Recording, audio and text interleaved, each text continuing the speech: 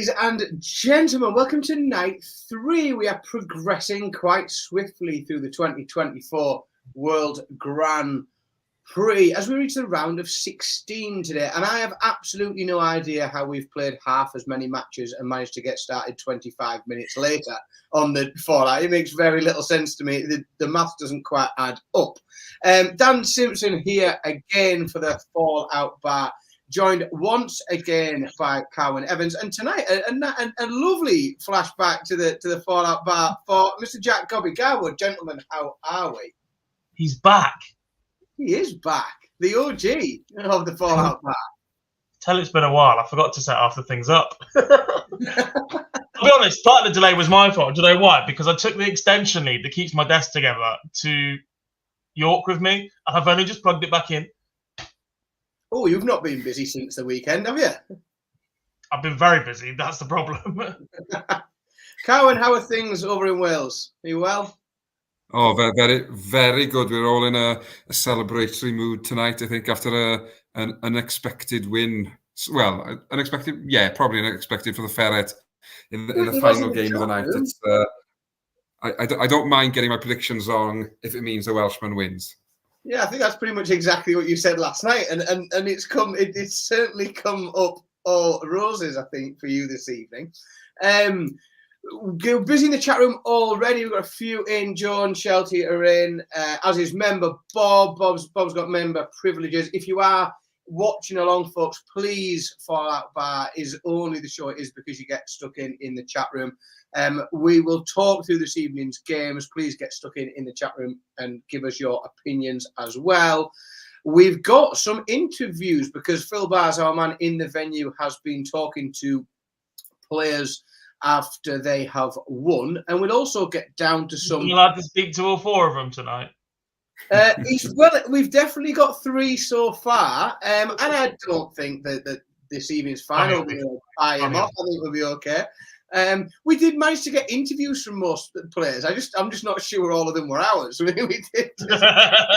Set that camera up and leave it running and see what happens. Yeah, we heard some people talk. Ross is in as well. Ross gets member privileges. He gets a shout out as well. Don't forget, folks, if you do want to get stuck in the chat room and more importantly, participate in predictions a little bit later in the show, we do have a little bit of a rule whereby you can only get involved in the chat room if you are subscribed to the channel. So please do subscribe. It'll allow you to take part in some excellent banter and predictions. Also, gather the devices of the other members of your family, your mum, your nan, everybody else. Make sure they're subscribed as well. Because we get paid more if we get more subscribers. So, help us out. So, let's have a little bit of a talk through this evening's match. Now, it's not very often that we had probably one of the busiest Fallout Bars we've ever done last night. And I don't know why last night was particularly busy, but we had absolutely loads of people in the chat room and we had loads of people watching. And we've had an awful lot of people. And a quick hello as well to those of you who do listen back on the audio-only podcasts. But huge numbers. And there wasn't a man amongst them that was prepared to pick Ryan Joyce as beating Nathan Aspinall. And I mean, I predicted that he would win at least 2 sets. But Cowan, this was, I mean, he almost did a Nathan Aspinall tonight, didn't he, Ryan Joyce? He sort of battled his way through and managed to get the result. Yeah, that's exactly what he did. And he almost felt guilty at the end for doing exactly that to Nathan Aspinall. But it was a very good win for Ryan Joyce, and he almost did his best to lose it in the final leg when he missed those. Was it 4 match starts? I think he missed, and then having to agonisingly watch Asp miss double 18 for the 110 checkout. But yeah, getting over the line, and in terms of his sort of aspirations, a big win for Ryan Joyce, and it sort of gives him a chance now in this unusual format, let's call it, to go deep in the tournament. Yeah, it does. It's got some wider effects as well. In that, interestingly, that win pulls him up into the top 32, which is very important at this time of year because it counts towards qualifying for things and being ranked in certain positions for events and seeded and things like that. I just thought it wasn't an amazing performance in terms of stats and numbers, but I just think he did a very, very good job to dig out a win. Gob, there was an awful lot of positivity last night in the chat room about the recent return to form of Nathan Aspinall. Do we see this as a negative in any way, or did he just get edged out of a tight game, do you think? No, I think he's been edged out of a tight game. You'd be pretty happy with that if you offered him this run 6 weeks ago. Ryan Joyce is one of those players where we have one of those little buzzwords or phrases about, don't we? It's like, if he's hitting double 16, he's tough to beat or he's going to do some damage. And tonight, that just seemed to happen for him at the right times. He's had a few wobbles. He's missed some big numbers here and there, but he's got away with it in the main part. But look, if double 16 is the end of those fingertips, Ryan Joyce is incredibly difficult to beat. Aspinall, like I said, we'll take that, I think. Look, obviously, you don't want to be shipped out second round of any major, but considering where he was 3-4 weeks ago, pulling out of the World Series finals, etc., to rock up and make the second round and then battle the way that he has, I don't really get how you can attribute being a battler to a darts player, but Nathan Aspinall just is, isn't he? Like, he just finds ways. He makes everything look so scrappy. Yeah, and he's managed to do it as well, sort of averaging around 5 points more than his opponent and nearly winning. Like let's be honest, he missed match darts in that one, and I completely agree. I don't think it's a case of that he can take too much negative from this. I think just the fact that he's there and throwing the way he has and averaging the way he is and looking as comfortably is a massive positive. I do have a quick apology to make, which is to James, who did in the chat room predict a Ryan Joyce win last night. So well done, James. Clearly far more knowledgeable than us all. Inbox us if you fancy joining the team. We do have a quick interview from Ryan Joyce. Don't forget, folks, that what we play you on the show here are short excerpts of the full interviews. The interviews will be available in full on the Online Darts YouTube channel. So if you want to listen to more of the players' thoughts and opinions, that's where you can get them. But for now, let's hear what Ryan Joyce had to say about that win. It's just anybody that's watching or listening that doesn't like flying can understand that it's a really difficult trip for me, having to get 2 flights to get to the European tours most of the time. Living in Newcastle, it's difficult, and sometimes I don't know, it just seems easier just not to go and just play on the pro tours in this country. I just don't like flying at all. If I could get the train everywhere, I'd go to all of them, but it's just it takes too long. Yeah, a lot of players in the past have thought it was a kind draw playing me, but I don't know. I've got a really good record against the players ranked above me in the world, and I've got not a very good record against players ranked below. I don't know how you can. Maybe I need to speak to a sports psychologist or something about it, but I'm a really dangerous player for any of the top players to play. And any of them, ask any of them, I've beat them all, and I've beat them all comfortably before. And that's why I feel confident that I can win this competition. Interesting that we got a little insight there into his record against top players, and his quarter-final against Rob Cross is almost pretty much exactly what he was asking for there, isn't it? I think he wants to play top players. He knows he goes into those games with a good or with a better chance. So in his mind, anyway. So that's a very interesting quarter-final. But I think we need to seriously look into cross-channel ferries. Or he could move somewhere with better train links. That's a much nicer part of the country, like Luton. Piss off. He's got the option to fly if he really has to. He lives in the northeast, mate. Exactly. So he could move somewhere. No. Or he could drive from where he lives to North Shields in 15 minutes, and he could get the ferry to Holland or to Belgium, or he could drive to Hull and get the ferry to Belgium, or you could. I understand that. To be honest, man, I've been to Hull once. I wouldn't be making that trip on the regular. I mean, Like, just listen to me. Move south. The only thing you've got is Palmos, lad.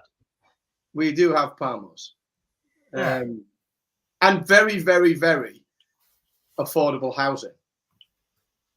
I've been to Middlesbrough once. That's because there's no fucking living in any of them.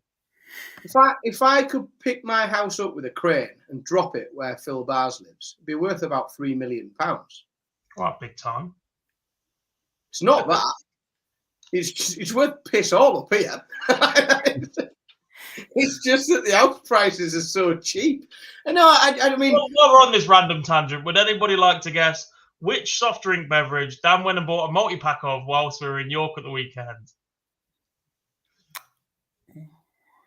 bought. It was on my rider.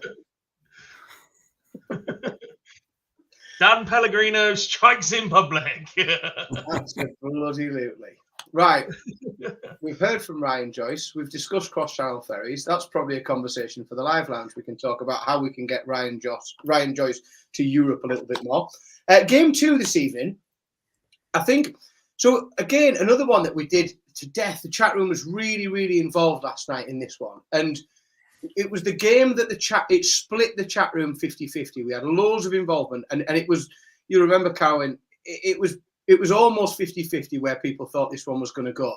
This was far, far more comfortable for Rob Cross than anybody expected, I think.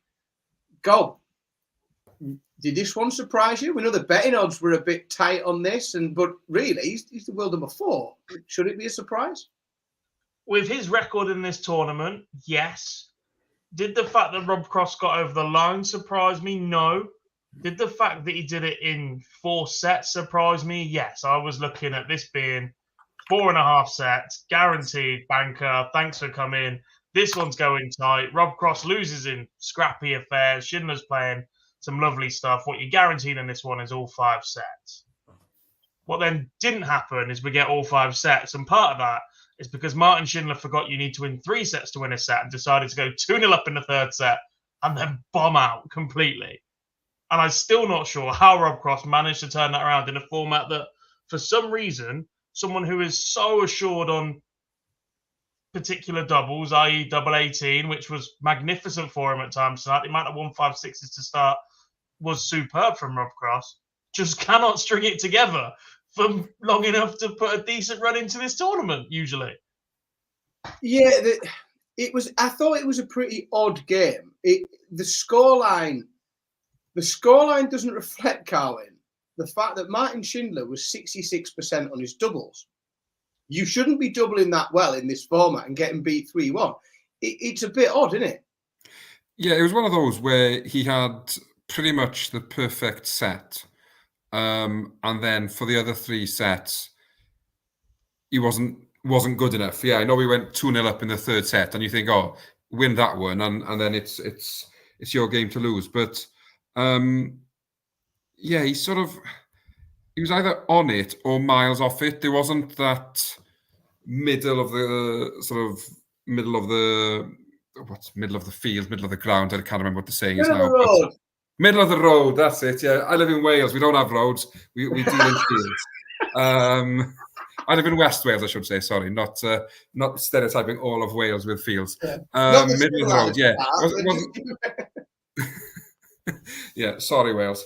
Yeah, it wasn't consistent enough really to get over the line. And yeah, Rob Cross would be delighted as somebody who just doesn't seem to like this format to make it to the quarterfinals and probably look at that side of the draw now. Yeah, I know Luke Humphries is still there or thereabouts, but other than that, he'd have probably looked at the draw and thought, oh, if I get Ryan Joyce in the quarterfinal, I'll be quite happy. No disrespect to Ryan Joyce intended.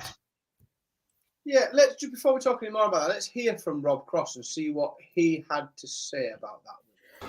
Not in that 3rd set, 2-0 down, you know. I'm still going through my own demons with it. And I had 2-0 down. I think that leg, what I lost to go 2-0 down, I've kicked off 1-5-6 and in control of the leg. And I've clipped double 8, going for double 16 right in the top. And I thought, oh, here we go again, you know. nothing short of emotion with me when it comes down to that stuff, you know. But no, just look, it's a hurdle broken. I think the tournament's great, but for me personally, obviously, it isn't my favourite. But who knows, you know? If I go and win the next game, I actually like this tournament. I think. I always said all the time, yeah, I've got an hole in me bottom. I can say that, can't I? Yep. Yeah, thank you. All the time, yeah, I've got an hole in me bottom. I'd never win this. I've always said that, you know. Problem is, I think as a person, you know, I'm always brutally honest and stuff. But look, if you have the luck and stuff, and I've had a bit of luck, and I've actually enjoyed it at times. Getting off on 36, I've been so good on it when I'm in it. You know, so I do enjoy it. It's just trying to enjoy it all the time when things are going bad. And yeah, sometimes I'm guilty for not doing that, I suppose. This is a man who, with Michael van Gerwen out of the tournament, has the potential to provisionally move himself into provisional number 2 in the world on the tour card race, depending on how he goes in this tournament. Gob, is a lot of that? Is he trying to lift a lot of pressure off himself by talking about how much he dislikes this tournament, or he doesn't like this tournament, and it's not for him, and he won't win it? And is he just lifting all the pressure from his shoulders so he can play with a bit of freedom? I think so. It's got to be something along those lines, doesn't it? Look, maybe he genuinely doesn't like the format, and maybe we've all surmised his game completely wrong. I just think that his record there has been so bad that maybe he's trying to shift some of that attention away from it, because actually now people are, look, we're sat doing it now going, oh, can Rob Cross turn this around now because his record here is dreadful, and can he do this because his record there is dreadful? There's never just, Rob, we're at the Grand Prix, it's a different start. How do you feel about playing that format? Like, those conversations have been and gone until he finds a sustained period where he turns that record around somewhat. I'm not saying he has to go on and win it, but he has to go quarterfinal, second round, etc. to just build up a few wins. It's a bit like, do you remember when Kim Huybrechts and Ian White were racing to first player to lose 10 times in the first round at the match play? It was dreadful. Oh, yeah. Don't remind me. Don't remind me. Right. Let's move along. Not too much to say on this one, I don't think. I think there's very little we can really do to analyse it, other than I think. The game. Can we talk about the coverage?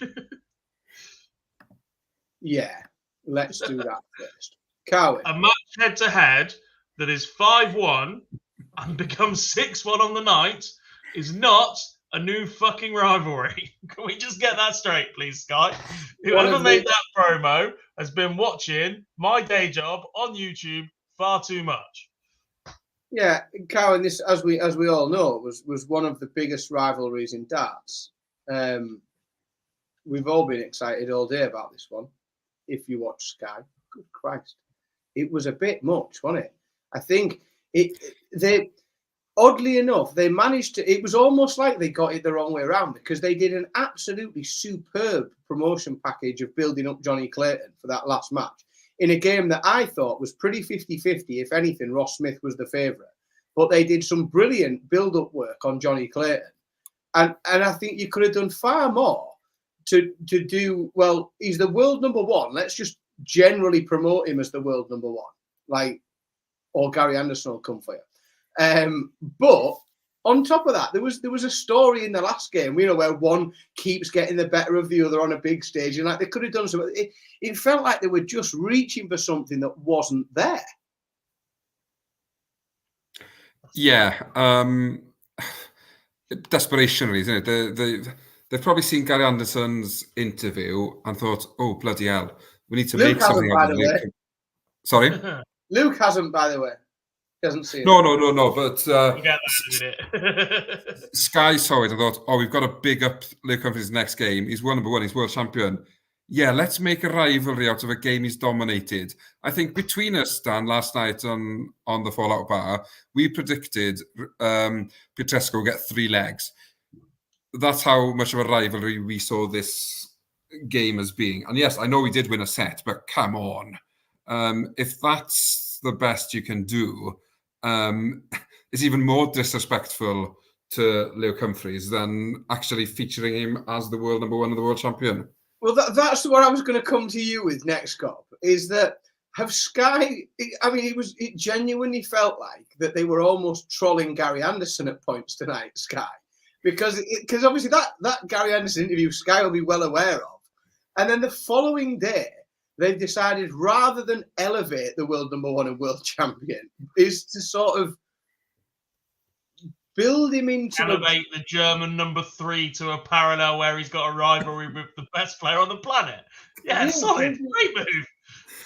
Build him into a very strange rivalry with, at the time of the match, world number 31. Really strange. I'd like to call it the German Joe Cullen because he doesn't like playing away from home when he hasn't got the crowd, but he's not even won as much as Joe has. No, it was a strange move from Sky, and it was a bit of a non-event of a game. I suppose the only real positive thing I can say was Luke Humphries did Luke Humphries things, which is what he does, as he played about 10 to 15% better than his opponent for the whole game, and he didn't need to push himself on any further because there was nothing. At no point was he even bother. He was around 50% on his doubles, average 92, which in this format is pretty good. And I think, are we happy that for Luke Humphries, this is just to tick the box and move on? Because he's all about winning. He's not about making a quarter final, is he? You know what it was? You know when you go to there was a brief moment, I think, towards the end of the third set where it looked like Ricardo might start making a little bit of a game for it, and Humphries switches it on for 2.5 legs, and bang, the match is gone. And you know what it's like? You know when you go to a family party and you've got a overactive 5 or 6-year-old that just wants to fight. So you put your hand on their head and you just like keep them at arm's length for a bit. And what you do is you check your phone or you have a swig of your beer and they get a little bit too close to you. So then you have to push them back again. That's exactly what Luke did to Ricardo in that third set and just made it a non-contest. It is, and it's quite nice to watch because he does get up for it. Like Luke is and we know like that he is a really lovely fella. Like, and he interviews very well, and he comes across really nice, and he says all the right stuff. He's a very good job of being the world number one. You know, and being that face of darts. He's a great job at it. But I perceive that there is a bit of something in him that likes to go at it a little bit with people, and sometimes when the crowd go at him, he likes it. And I do think he benefits from all the games where we've seen Luke play the best. He's had stuff coming back at him. Like he's been in a competitive match. He plays the best darts he plays against the best players in the world. Like we don't see him. I mean, we do sometimes. You know, we don't see him chucking in one against a massive player. And at the same time, when he plays the lower ranked players, he seems to, like you said, go just keep them at bay. Just like, you know, he does enough, and it's almost like he can't motivate himself to get to that next level unless there's something coming at him. But let's just hope that later in the tournament, there's a little bit more comes at him and he can get himself up because Nico and Henry were having this conversation earlier on today. Devon Peterson upped his game massively on the Super Series. And it was sort of when things were coming back at him. And they were talking about the satisfaction levels that a player gets from a hard-fought win over a simple, does the job, get over the line thing. And I think Humphries is looking for that a little bit. He's looking for that challenge, for that test. So he gets something out of it because at the minute, he's going through the motions an awful lot. And I think that's why he's so good at just turning up for the majors like he is at the moment. His floor record this year hasn't been the best. I think he'd be the first to admit that. It took him a long time to win on the World Series. His Euro Tour has been steady, but not Michael van Gerwen dominant. That's a big range, don't get me wrong, but it sits somewhere in the middle. But since this tournament last year, when Luke Humphries wants to win a major, Luke Humphries has won a major. And 9 times out of 10, people have chucked the kitchen sink at him along the way, and he's gone, not today. Yeah, it's a beautiful thing to watch. Let's hear what Luke said, because we've got a little clip from Luke's interview in the back end. It's fair to say me, Michael and Luke are the best 3 players consistently at the moment. Doesn't mean we are the best 3. There's many players behind that. You know, Rob Cross, Michael Smith. Let's not forget Gary Anderson, who had some lovely words to say about me yesterday. I heard. I didn't know what he said, but thank you, Gary. I really appreciate whatever he said. I don't know. I don't tend to look into it, to be honest, but My girlfriend just said Gary said some lovely things about me. So when a legend of the game and someone who you looked up to for so many years says nice things about you, it makes you feel good inside. But I might have to watch back what he said. I don't know what he said, but yeah, it's a really nice feeling for someone such amazing as Gary to big me up. That's really lovely, and I respect him a lot because he's a legend of the game, and maybe he doesn't get the respect he deserves because he's such a great player and achieves so much. And for me, I think in my eyes, he's top. I think he's the best player in the world, if I'm honest.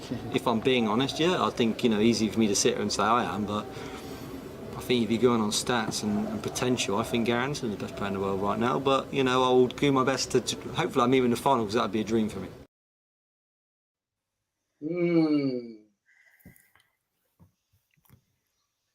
That little line in there. That's something you've not seen.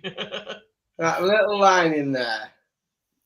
Maybe I'm not so sure. Maybe he's underrated. Maybe I think you might have watched that interview, Luke. I think you know a little bit too much about what was said. The smile suggests he didn't know exactly what was said, and he's played it on loop at least 30 times today. I tell you what, now I fully respect the fact that he's doing a very good job of holding that together. Now let's be honest, Gary Anderson says something nice about me, I'm printing it off.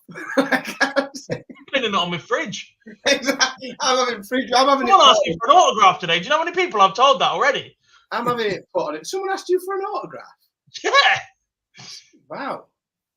Did they mistake you for somebody else? Or? I was going to say. Use my first name and everything. Like Carmen, like me there, was cycling through all of the celebrities that we could have potentially come up with. Those glasses, it could be Alan Carmen. That's scary because that's exactly what I thought in those glasses. Oh! Pair of you can take a run and jump. You got nicer teeth though, Jack. Oh. Wouldn't go that far. He definitely paid for his. Oh, dear me. Yeah, well, moving on. For Carwin, especially. Now, the stats don't make sense. The game didn't make sense. What everybody thought would happen both before and during this game didn't make sense. Carwin, how on earth did this happen? I don't know, because everything in the stats suggests that what we all predicted would happen.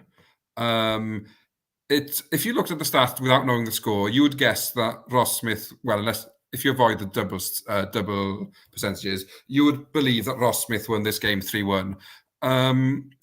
He'll probably go home tonight and cry and think how he's lost this game, because Clayton wasn't anywhere near his best. At some point, I thought he was using my darts the way he was playing in that first set. But he did pick it up, and I think it's a sign of Johnny Clayton getting his game back, where he sort of lives up to his nickname as a ferret, really, and just isn't willing to give up and digs deep and yeah, I wouldn't even say get over the line because it doesn't feel like he has, but somehow he's in the quarterfinal of the Grand Prix. Yeah, it's remarkable. I mean, just to highlight those, he averaged 80. His doubles were 34%, and in the highest checkout he managed in the game was 40. He hit double top, and he won 3-1. Bizarre, but God, what are we? Is he back? Is he back at it, or has he just managed to get? I think he is. I think he's come through a scrappy one against an opponent that he knows well and beat him at this point last year. I think what you have to do when we consider these numbers is completely ignore the first set. It was such an outlier. Johnny's doubling in was terrible. I think at one point in the third set, or fourth set, Sky flashed up the stat to go doubles percentage was 7 from 22 each on the finishing. Starting percentage, Johnny was something like 14 from 63. Ross was 14 from 30-something. That's why it was so bad, because for that first set, Johnny Clayton could not hit a double to start a leg at all. But that's the beauty of set play as well. We say this an awful lot. He loses 3-0, but actually he's 1-0 behind. So he's had 3 legs where his average takes an absolute tanking. goes 1-0 down, wins the next 3. Beautiful. And I really like him. I think the way that he's responded to that, knowing that things weren't working out 100% for him at the start, he's not changed up his plan too much. He's stuck with double 16 for the most part. But if you look at it, scoring-wise, he's got to match Ross Smith. That's not an easy thing to do. Especially when Ross Smith is 250 points ahead of you every leg for the first 4.5 legs that you've played. Well, this was the strange thing, I think, for Ross Smith, is because, and it is the format, and the format works for some players and it doesn't work for others. But Ross Smith made me really have a think tonight about how well this format works for those who are known as 180 merchants. I do him a disservice in saying that, because Ross Smith's overall game is tremendous. He's, of course, a brilliant player. But he is often categorised as a bit of a 180 merchant, which is fine if you're approaching the hockey for a leg of 501 and you can open with a 180, because you constantly find yourself either like comfortably holding your throw or immediately being able to make inroads to break a throw. Now, what you see in this format is he's not able to do that. That key often for Ross Smith, where he can just immediately start to attack his opponent's throw.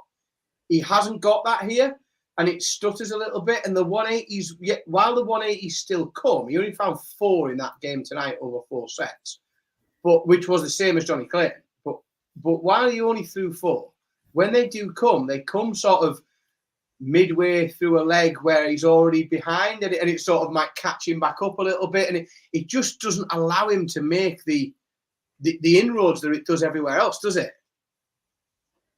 I think you bang on with that, Yeah. Yeah. Let's have a little here from Johnny. Yeah, obviously, like you say, up to world number 1, Welsh number 1, sorry. Never been there before. Listen, I've got a hard task to follow what Gezi done, but hey, it starts. I could be back to world number 9 in a couple of months. It means, to me, it's just a number behind a name. It's a good number, but listen, all jokes aside, it's a great feeling to be up and maybe put my name back in the Premier League. Cross fingers. 100%. I'll never give up trying. It's, to me, it's the best tournament on the planet. If you're involved in the Premier League, well, there's nothing better. Obviously, never lifted that World Championship trophy, but maybe one day I'll be good enough to do it. But to be a part of the Premier League is fantastic. I'd love to get back in there. Well, you picked something out that I'd completely missed, in that he's now Welsh number 1. That passed me by. Has that happened? I missed that too. I missed the fact that John Henderson became seniors number 1 when winning the title on Saturday last week. He was in the room with us. I look up to the bloody rankings. Leonard Gates went to number 2 as well. Richie House started the tournament as number 3, losing a belt of a quarterfinal and loses 2 places. Sorry, lads. The only thing that was funny about that was not only did you not realise, but neither did the man himself, and you actually told him afterwards, which was quite fun. Yeah, a new Welsh number 1. I haven't queued up in the back end, Carwyn, a round of Land of My Fathers or anything like that to celebrate. But we'll have to just acknowledge that and move on. But I mean, I don't think anybody would have maybe predicted this a year ago.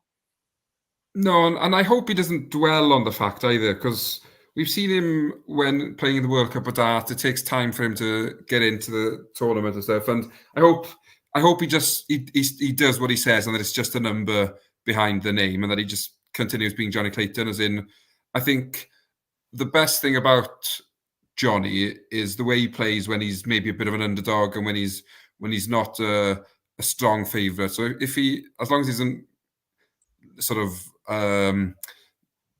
delve too much into being Welsh number 1, I think he'll be all right. As in, I wish he wouldn't talk Premier League, just because he needs a lot of things to happen, I think, between now and the announcement to make the Premier League. Win this bloody tournament for a start. Yeah, so as in, I know it questions like that get the clicks. But for now, just concentrate on trying to get past Luke Humphries in the quarterfinal, then worry about what comes after that.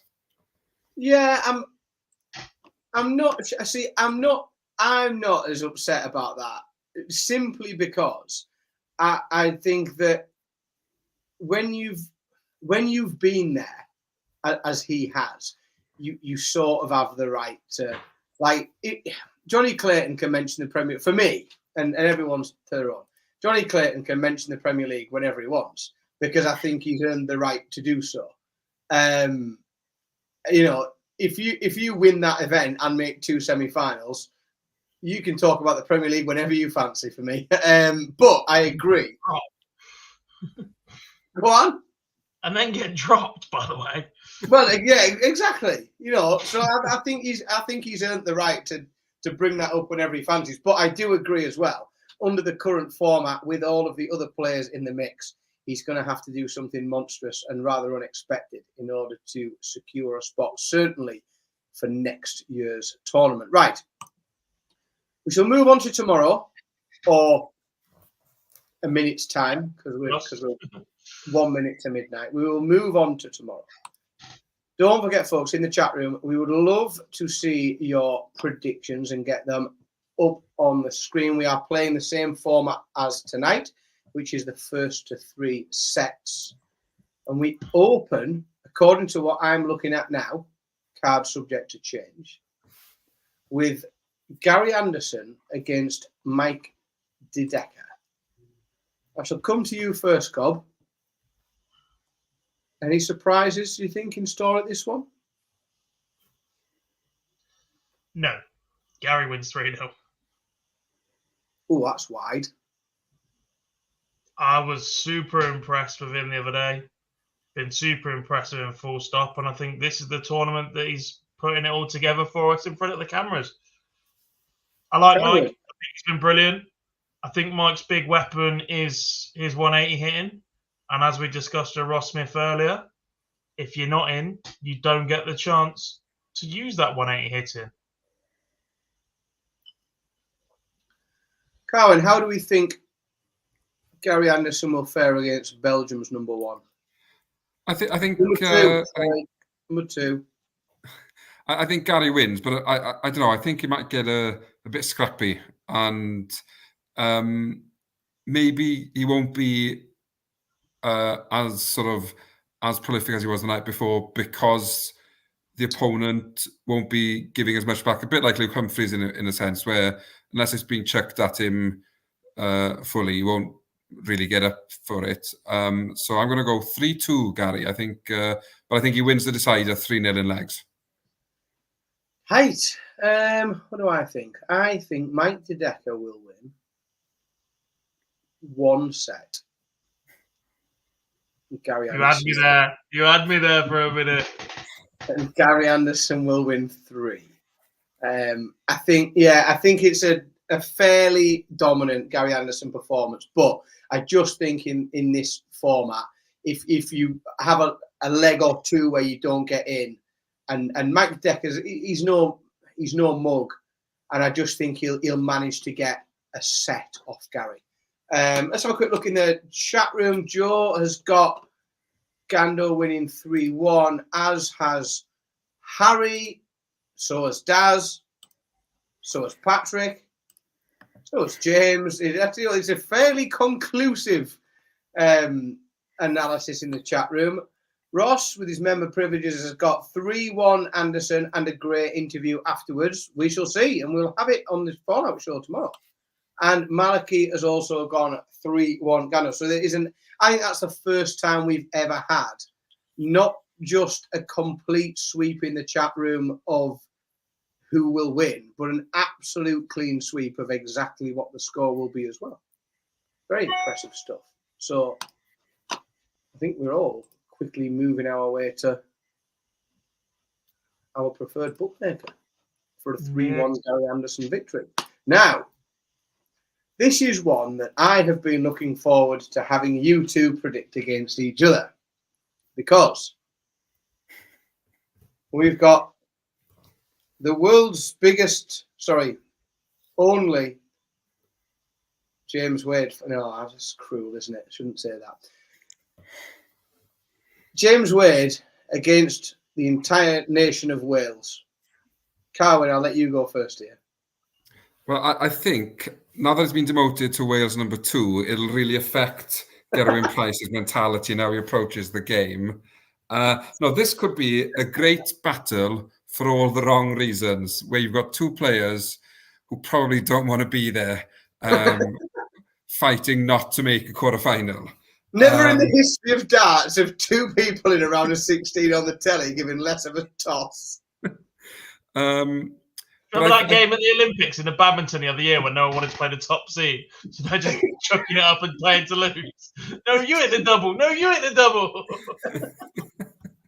Yeah, we could be seeing a record number of missed starts to start a leg tomorrow night. No, but I think it'll be close. Because they've both got the ability to not play great, or they've both got the ability to play great. I think I'm going to go Wade wins it 3-2. Christ, I didn't expect that.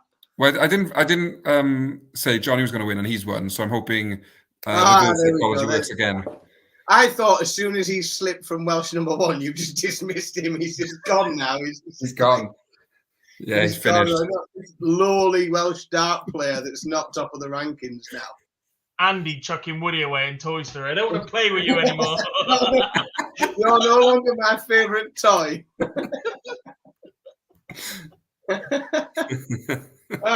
God, surprise us all. Let the weirdness continue, because I don't fancy James tomorrow at all. Oh, yes! This is what I wanted. I just don't. Look, he's one whose record in this tournament historically has been quite good. His recent record, though, hasn't been great. I don't want to lie. It was almost a bit of a surprise that he got through the first round in a tough little battle with Peter Wright. This one's won or lost on double top tomorrow, isn't it? But I think they're both that good on it and their backup doubles that it then becomes a scoring chase. And I think Gerwyn Price has the scoring power to chase down legs in which he doesn't start well. James Wade doesn't, for me. And that gives the Welshman the edge. So 3-1 to Gezi. So I've gone back and forth on this. And James Wade's stats in this tournament are bonkers because, like, he's a 2-time winner, 2-time semi-finalist. He's gone out something like 4 times in the first round in the last 5 or 6 years, though, well, hasn't he? Like, so the stats are he's a 2-time winner, 2-time semi-finalist, 1-time finalist. But in the last 10 years, he has always gone out in the first or second round for 10 years. He hasn't made a quarter final since 2014. I think that the 10-year spell will be broken. And I think that James Wade wins 3-1. I think that I just think it could be the perfect storm of James Wade really thinking he has something to prove and Gezi not quite being at the races. I don't think we're going to see a monster performance because we won't see that from Wade. We're not going to see 104 average. We're not going to see, but I think he will just steadily grind his way through the game and get the job done. So in the chat room, Bob came in late, but he's a member, so he still gets his shout called out every time. Bob went for a 3-1 Gandor win just to make it a complete clean sweep in the chat room. For this one, Daz has gone 3-2 to James Wade. Patrick's agreed with me and gone 3-1 Wade. Bob's gone 3-1 Wade. Joe has gone 3-2 Gezi. He's got it a bit tighter, as has James. He's gone 3-2 Price as well. Both look grumpy throughout. I think they'll both look furious at the walk-on, mate. Never mind throughout. I think as soon as the walk-on starts, they'll be livid. Harry has gone Gezi winning 3-2. Maliki has got a 3-1 Gerwyn Price win. So we've got a mixture in the chat room. It's not cut and dry, as we've got a mixture here on the panel as well. Now, I'm changing my mind. you have the right to do so because I haven't yet started the next lot. Yeah. I remember this, and it's just popped into my head, and now I've just gone and done some digging on it, about Gerwyn Price's record in the second round of tournaments in the last year. It is dreadful. Absolutely dreadful. His last 5 Euro Tours, he's lost in the second round. He lost in the second round of the World Series of Darts finals for the last 2 years, the Masters last year, the Players' Championship finals last year, the Grand Slam last year, the World Match Play 2 years in a row. He lost in the 5th round of the UK Open last year, which is effectively the second round because of when he enters. He is having a dreadful time at getting beyond the second round. First round, in a lot of those tournaments, he's produced performances that put him firmly in the category of favourite to win it. Gets people to sit up, oh my God, Gezzy's back, this is brilliant, 104 averages, etc., etc. His second round performances in the last 18 months have been dreadful.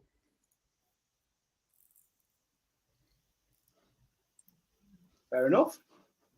Fair enough. Well, again, because he's a member, he still gets called out. But Ross has completely disagreed and gone 3-0 Gezzy on that one. He is very much, I mean, that's my 3-0. Crikey. I think this is a tough one as well, which is so I'm again going to go last because I reserve the right to do so. These are two players where I, having watched them play loads lately, haven't got a blues clue where their form is. No, and it seems that these two, no matter how much I watch them, I don't have a bloody clue how good either of them are playing. God, who the hell's going to win this? Daryl Gurney and Joe Cullen.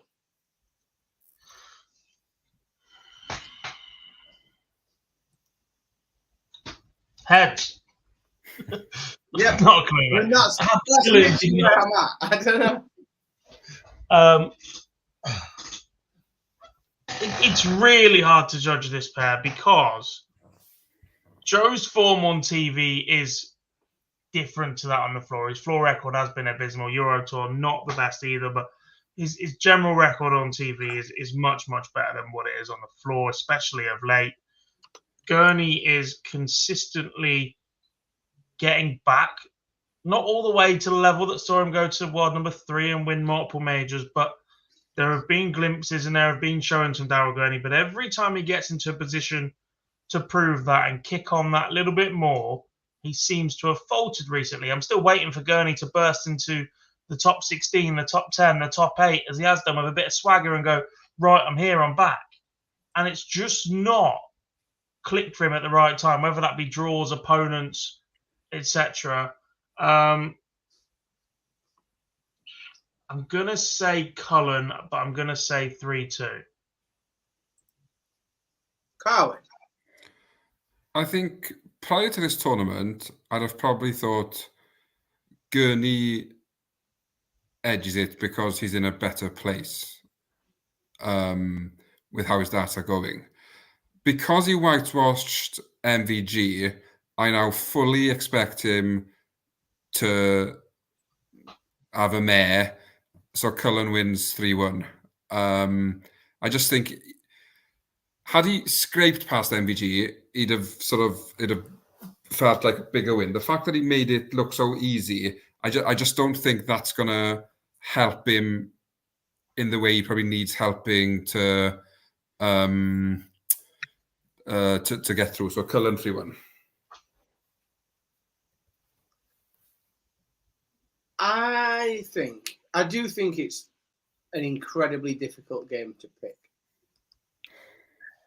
I don't think that the whitewash of Michael van Gerwen will affect Daryl Gurney going into this game. Purely because I think he's been around the block too many times. I think he's a bit too experienced. I mean, arguably, depending on where you rank tournaments he had the biggest win of his career at the World Grand Prix. If you in your own head hold this above the Players' Championships, I think he's comfortable with the format, and I don't think he'll do his nut. And I think that what we've seen from Cullen is just, whilst it's been all right, it just hasn't been enough for me to back him. He beat the best player in the world to get it, didn't he, Dan? Stop it. He averaged 74 in the final set. Do you want a tissue? No, but but my point is, beating a player who's averaging 74 is not a sign that you will make a quarterfinal. And it is with no prejudice whatsoever that I predict that Joe Cullen will be beaten by Darrell Gurney. 3-1. Revenge. Let's have a look in the chat room and see what the folks there have predicted. Let me just let's get to the top. So James has gone. I tell you what, I think it's relatively heavy in here by the look of it. James has gone 3-2 to Darrell Gurney. Malachi's gone Gurney winning 3-1. Daz has gone a Cullen 3-1 win. Patrick is 3-2. Gurney. Joe has gone 3-2. Ross, whoa, this is tight because he sat on the fence, but he is a member, so he still gets his click. So Ross can't separate them. However, Ross, don't forget, I can still ban people even when they're members. Get off the fence. We don't do that here. No, we don't. That's 1800 is 3-1 Cullen. Bob, who's a member, but he's happy to commit to a score, is 3-2 Cullen.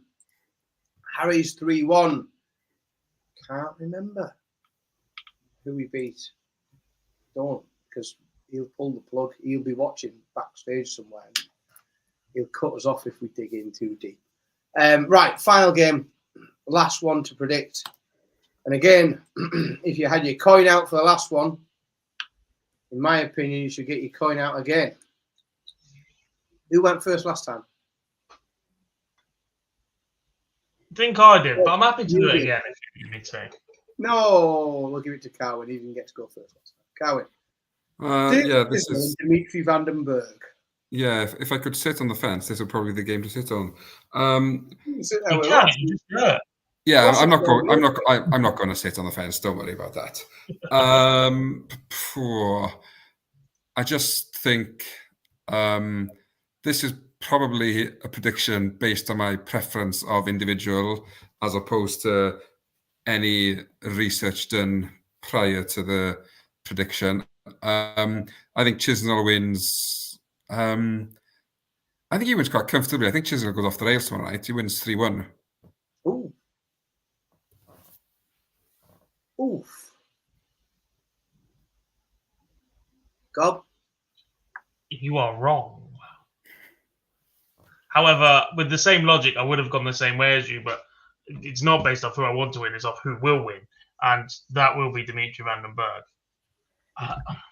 Despite everything he's won and everything he's doing right now, and his success on the Euro Tour and Pro Tour and ridiculous averages, etc., I still have absolutely zero faith in Dave Chisnell's ability to hit what he wants when he's under pressure.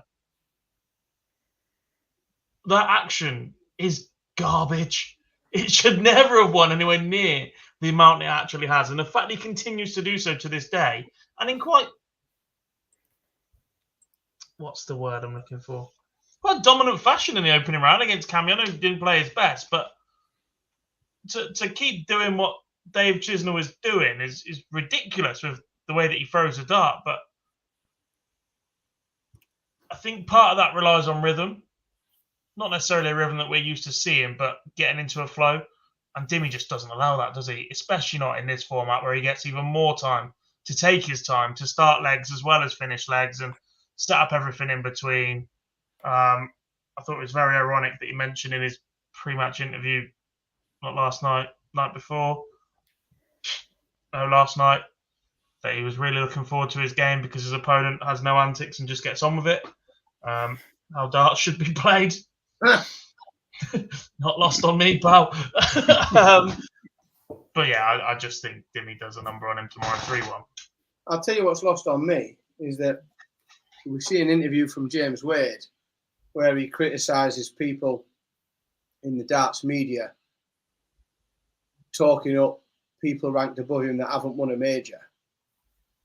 Very soon after, Jack Garwood is so dismissive of Dave Chisnall, the only player ranked above James Wade that hasn't won a major. There's a reason why he hasn't won a major.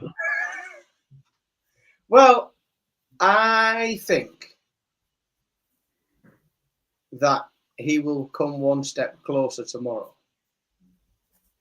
because I think if there's a dart player in the world that mind games won't work on, He is not the Cole Palmer equivalent of dart players. Trust me. That's where you're going with this. That it's just so empty that it's not going to get to him. I think the complete opposite. I think. I agree. I don't think there is a lot in there, but I think what is in there can be got at relatively simply. Otherwise, he would have had a far better head-to-head against the likes of Van Gerwen, considering his overall career in the PDC. I think you can walk into the. I reckon I could walk into the players' room tomorrow, and within 5 sentences, I could have Dave Chisnall exactly where I wanted him. I think Plus, 2 legs into the game, he'd completely have me back. But for those 2 legs, I'd have him worried. I'd have him genuinely thinking I'm the best player in the world. I think Cold Chizzy gets it. I think if there's a player in the world that can deflect mind games, then it's Dave Chisnall. And I think it's a Dave Chisnall 3-1 victory. And I am only disappointed that tomorrow is the only live lounge of this tournament I'll not be on in order to celebrate. I've got a bit of a free ride on predictions tonight because it's the only set that I won't be held accountable for. Let's have a little look in the chat room and see what we've got in there.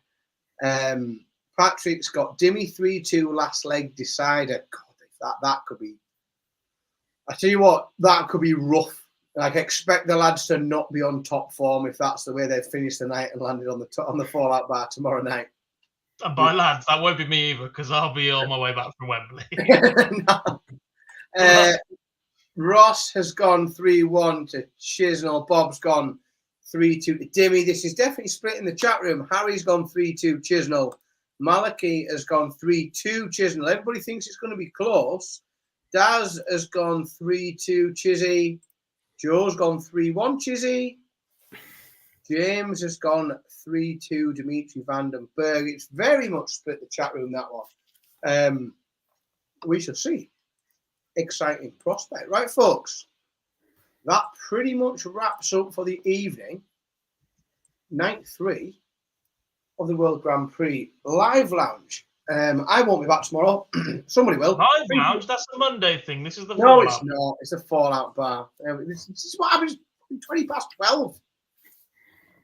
I expected to get the right bloody show. Yeah, it does wrap up the Fallout show for night 3 of the World Grand Prix. I won't be back tomorrow, but Mr. Cam McFarlane will be. I think, Carwyn, you're back as well, which is marvellous.